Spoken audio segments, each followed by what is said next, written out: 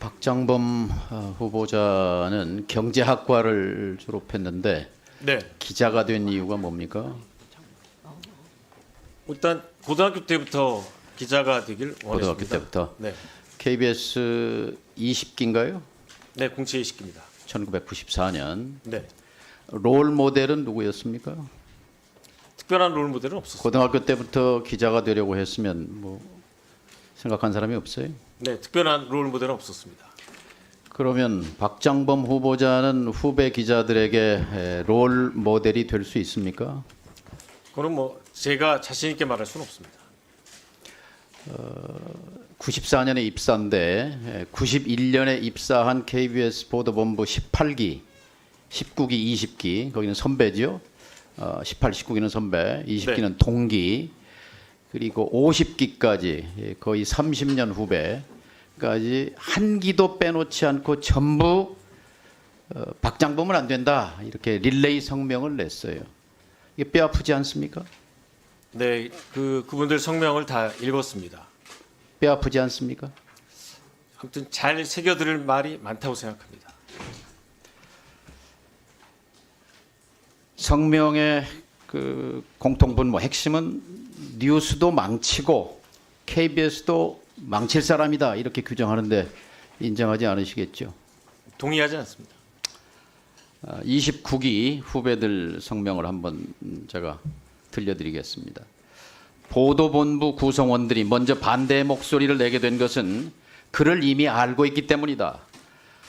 리포트 제작자와 뉴스 앵커 관계 속에서 뉴스를 만들어 오면서 그가 어떻게 KBS 뉴스를 훼손해 왔는지 겪어봤기 때문입니다.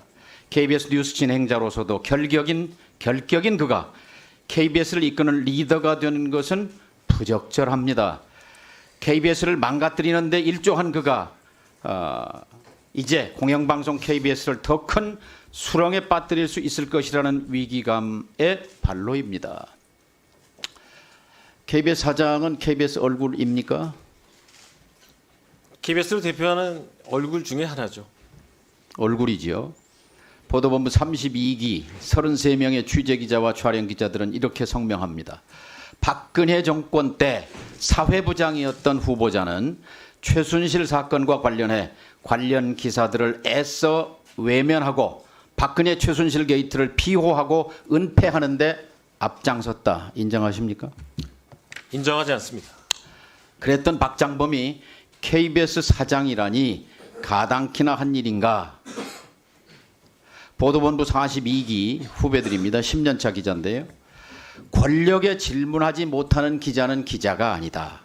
그런 자가 공영방송 수장은 더더욱 아니다. 박 후보자에게 촉구한다. 더 이상 KBS를 정권에 아부하는 수단으로 이용하지 말라.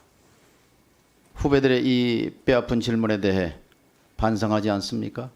네, 저 자신을 한번 되돌아보고요. 지적에 대해서는 겸허히 수용하겠다는 생각을 가지고 있습니다. 반성합니까? 제가 어떤 잘못을 했는지 되돌아보는 계기를 삼겠습니다. 반성은 안 합니까? 특별히 뭐 성명서에 대해서 반성할 생각은 없습니다. 성명서가 아니고 그 지적에 대해서. 뭐 특별히 반성할 내용은 없다고 생각합니다.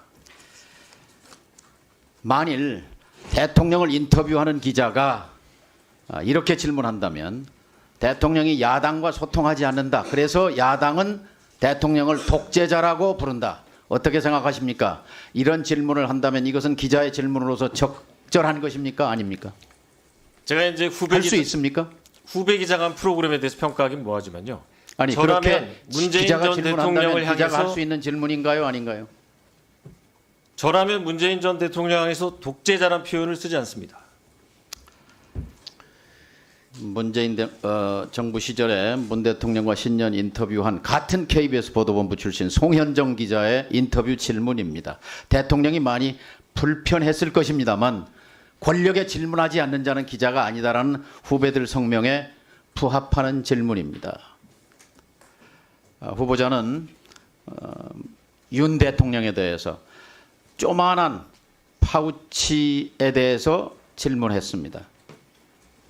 대통령에 대해 불편한 질문입니까? 대통령의 심기를 생각한 질문입니까? 그 주제 자체가 대단히 불편한 질문이었을 거라고 생각합니다. 후보자는 혹시 타임지 편집장이 쓴 아부의 기술이라는 책을 본 적이 있습니까? 없습니다. 아부는 인간의 본능이고 아부는 기술이다. 아부는 특별한 목적을 추구하는 기술이다. 파우치는 아부라고 생각하는 국민이 많은데 인정하십니까? 파우치는 사실, 팩트입니다. 상품명입니다. 조만한 파우치는 즉석에서 생각한 겁니까? 오래 생각해서 고민한 질문입니까? 조그만한 파우치라고 한 적은 없고요. 파우치라고 한 다음에 영어를 풀어서 조그만한 가방이라고 했습니다. 사전에 조만한 나오는 표현입니다. 가방, 조만한 가방 파우치, 매치나 되치나 마찬가지입니다. 파우치라고 말할 때 시청자는 누구였습니까? KBS 프로그램을 보는 분들이 시청자죠. KBS를 보는 시청자들이 파우치를 알아들을 사람이 몇 %나 될까요? 그래서 이 파우치라는 용어를 쓴 다음에 외래어를 쓴 다음에 저는 텔레비전 한국어로 보도에서 풀어 쓴 겁니다. 파우치라는 말을 처음 들었습니다. 그 시청자는 윤 대통령과 그 부인이었을 것입니다.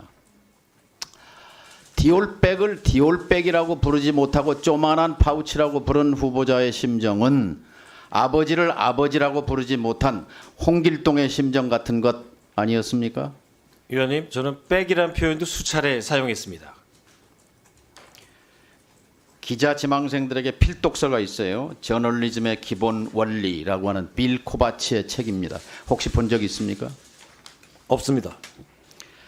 이 저널리즘의 기본 원리 핵심 원칙 10가지를 서술하는데 그중에 1번, 2번이 뭐냐면 독자와 시청자를 속이지 말라. 절대로 조작하지 말라. 이 두 가지입니다.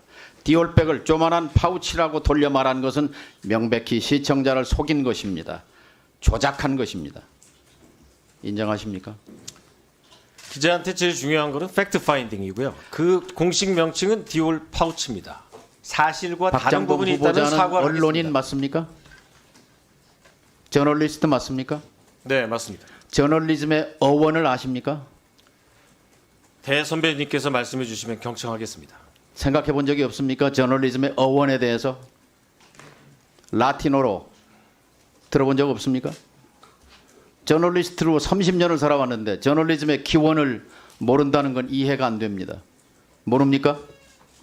말씀해 주시면 경청하겠습니다. 그러니까 모르냐고요. 모르면 알려드릴게요. 네, 알려주십시오.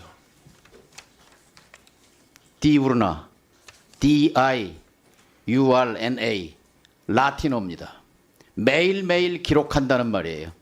어원입니다. 저널리즘. 네, 네.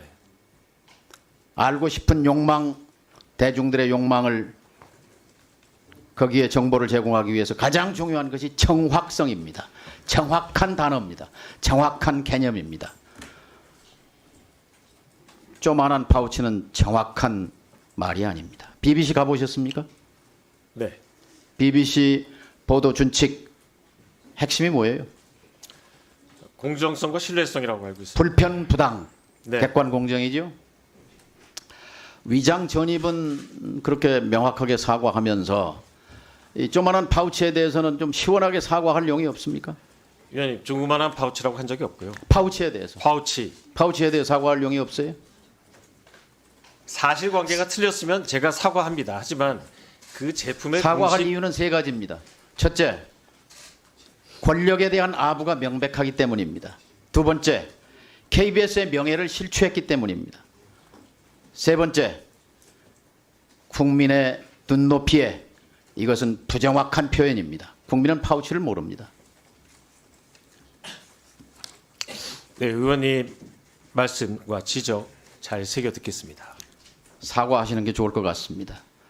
권력의 눈치를 보는 언론, 저널리즘, 권력에 봉사하는 저널리즘, 언론은 저널리즘이 아니고 언론이 아닙니다. 민주 공동체를 파괴하는 일입니다. 저널리즘이, 언론이 충성해야 할 대상은 시민입니다. 동의하십니까? 네, 맞습니다. 동의하신다면 깨끗하게 사과하십시오. 부적절한 표현이었다고. 거듭 말씀드린 것처럼 그 파울 디우치는 상품명입니다.